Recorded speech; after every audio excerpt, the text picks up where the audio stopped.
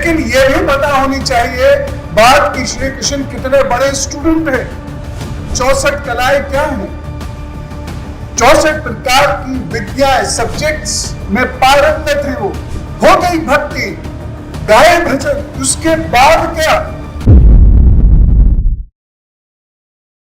यही इतिहास है। इतिहास जिसका अर्थ ही यह है, ये ऐसा ही था।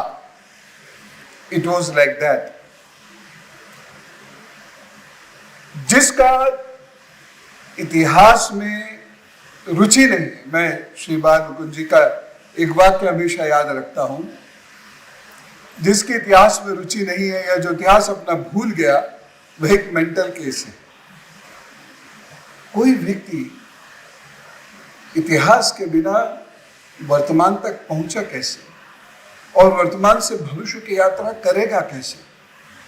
इसलिए मेरा यह व्यक्तिगत रूप से मानना है कि इतिहास और संस्कृत की शिक्षा एक स्तर तक अनिवार्य होनी चाहिए, चाहे विद्यार्थी कॉमर्स का हो, चाहे वो साइंस का स्टूडेंट क्यों ना हो,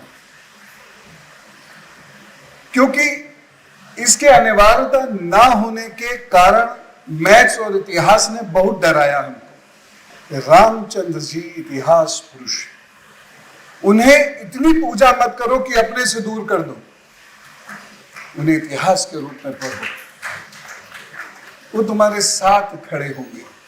हम इतिहास से सीखते हैं। हम अगर बहुत सारी पूजा पाठ करेंगे तो किसी व्यक्ति को इतना दूर कर देंगे स्वयं से, फिर हम उससे सीखेंगे नहीं। कृष्ण जी कौन है? इतिहास।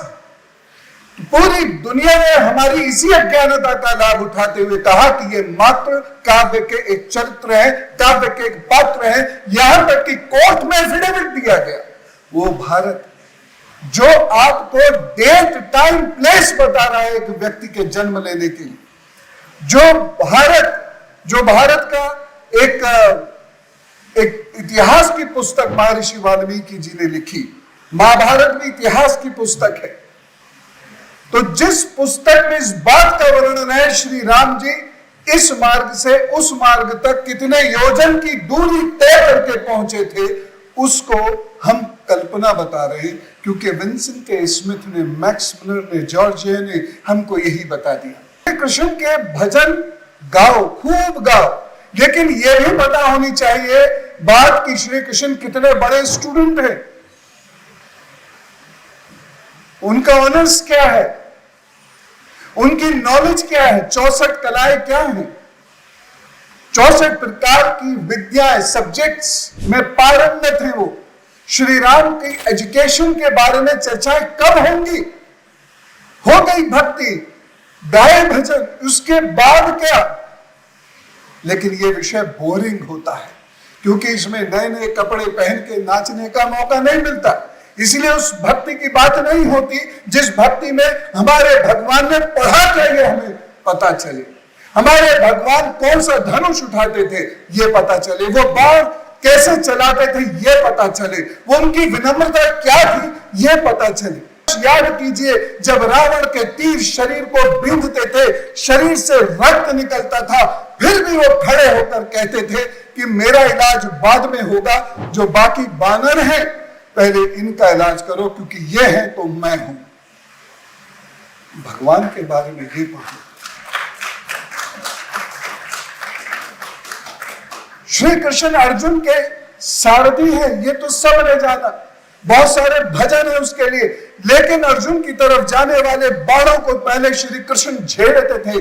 शाम को सूर्यास्त के उपरांत जब महाभारत का युद्ध शांत होता था तो श्री कृष्ण के शरीर से खून बह रहा होता था। बाण के छोटे छोटे सुइयों वाले बाण उनके शरीर में लगे हुए होते थे, लेकिन मलहम पहले सेना को लगवाते थे, उसके बाद उनका मलहम लगता था।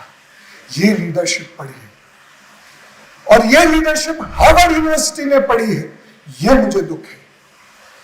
हम हर वक्त एक यूफोरिक एटमॉस्फेयर में नहीं रह सकते। सब अच्छा था, सब अच्छा था, सब अच्छा था। अच्छा था नहीं, कुछ समय पर अच्छे कार्य किए गए, चाणक्य ने कार्य करवाए, श्री कृष्ण ने वो कार्य करवाए। आपको पता है दुनिया में जब फेडरेशन का नाम भी नहीं था, श्री कृष्ण ने कॉन्सेप्ट ऑफ फेडरेशन दिया। ये इतिहास का हिस्सा है।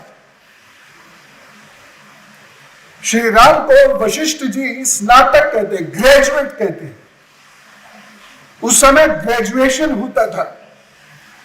श्री राम जी के बाल अयोध्या कांड के 100वें सर्ग का अध्ययन करना, आपको ये पता, रामायण की बात कर रहा हूं, रामचरितमानस की नहीं। दोनों इतिहास हैं, लेकिन हमें से बहुत लोगों को दोनों का अंतर नहीं पता। तो राम बार बार ऐसे एक्सपेरिमेंट करते हैं जो गवर्नेंस के एक्सपेरिमेंट्स अब भी नहीं होते।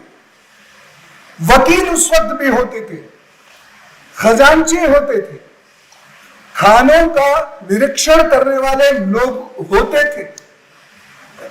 डेमोक्रेसी के बारे में ऋग्वेद में लिखा हुआ है 3 प्रकार की संस्थाएं होती थी, सभा, समिति, विधायक। वहां राजा निर्णय लिया करते थे। भारत विश्व गुरु केवल भजन गाकर नहीं बना, केवल ध्यान सिखाकर नहीं बना।